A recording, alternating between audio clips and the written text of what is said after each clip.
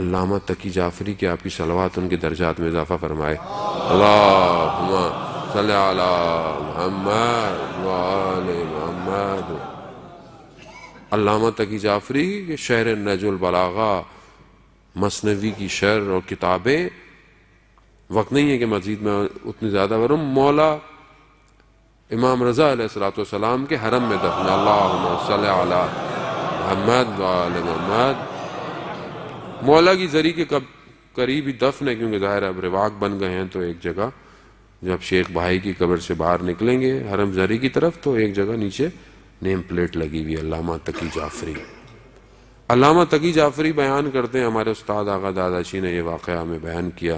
کہتے ہیں جب بھی یہ واقعہ بیان کرتا ہوں یہ شیرین سے شیرین تر ہوتا چلا جاتا ہے، کیونکہ بہرحال جوان چہرے مجھے زیادہ نظر آ رہے ہیں ان کے لیے، بلکہ ہم سب کے لیے. یہ جو ہمارے لیے بڑا آسان ہے، یہ علماء ایسے نہیں بنے عزیزان محترم. علامہ تقی جعفری کہتے ہیں کہ میں نجف میں جب حوضے میں پڑھتا تھا تو شدید گرمی تھی اور رجب کے ایام تھے. یہی رجب کے ایام، یہ جو کل 27 رجب ہے، کل کی رات تھی. تو یہ واقعہ مجھے کل پڑھنا تھا، لیکن بہرحال اب آ گیا کہ 27 رجب آ گئی. اتنی شدید گرمی تھی، کمروں میں بیٹھا نہیں جاتا تھا.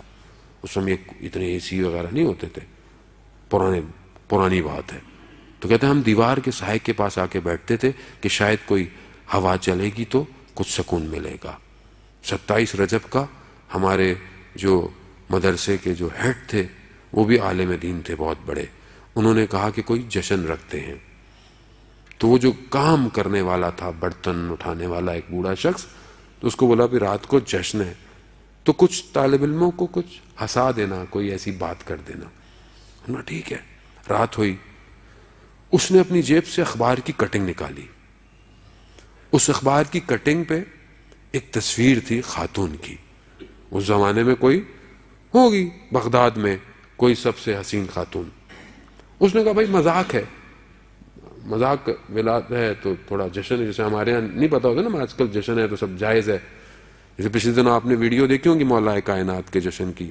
یعنی رونا آ رہا ہے کہ ہم کس مولا کو مانتے ہیں اور ہمارے جشن کیسے ہو رہے ہیں. یعنی ہمیں خود کو نہیں پتا ہم کر کے آ رہے ہیں. پہلے کیک کاٹنے تک تو چلے ہضم ہوتی تھی بات، اب یہ کیا ہے؟ کہاں جا رہا ہے اسلام؟ اب اس کو نہیں روکے تو بولیں گے یہ کیا کر رہے ہیں. نہیں، کون روکے پھر؟ مجھے آپ بتائیں، آسمان سے اترے گا؟ روکنا تو پڑے گا عزیزان محترم. میرا آپ کا اپنا شعور بلند ہونا چاہیے. تو انہوں نے کہا بھلا جشن ہے، ارزاہ مذاق. لیکن انہوں نے کہا دیکھو جواب صحیح دینا. سب طالب علم تھے. کہا دیکھو جھوٹ نہیں بولنا، مقدس نہیں بننا، جواب صحیح دینا. پوچھئے. کہا کہ اس خاتون سے شادی کرنا پسند کرو گے یا ایک نگاہ امیر المومنین؟ اور کہا دیکھو بننا نہیں، سچ بولنا. اب سب سے پہلے تو وہ جو مدرسے کے جو ہیڈ تھے ان کے پاس آئی.